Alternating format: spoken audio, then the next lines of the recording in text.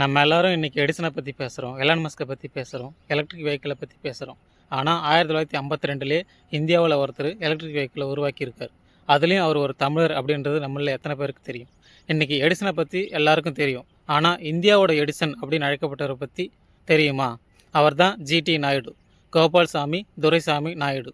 ஒரு சாதாரண விவசாய குடும்பத்தில் பிறந்து பள்ளி படிப்பு கூட பாதியிலே விட்டுட்டு பிற்காலத்தில் மிகப்பெரிய மேதையாகவும் விஞ்ஞானியாகவும் தொழிலதிபராகவும் உருவெடுத்தவர் தான் ஜிடி நாயுடு.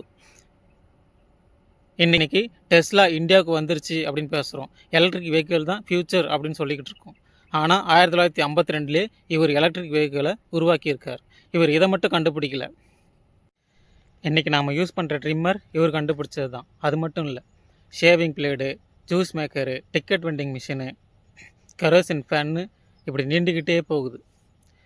இவர் சரியாக கல்வி கற்கலை அப்படின்னாலும் கல்வியுடைய முக்கியத்துவத்தை இவர் நல்லா தெரிஞ்சு வச்சுருந்துருக்கார். இவரை பொறுத்த வரைக்கும் கல்வின்றது வெறும் மார்க்ஸில் மட்டும் இல்லை, ப்ராக்டிக்கல் நாலேஜில் தான் இருக்குது அப்படின்றத ஆணித்தரமாக இவர் நம்பியிருக்கார்.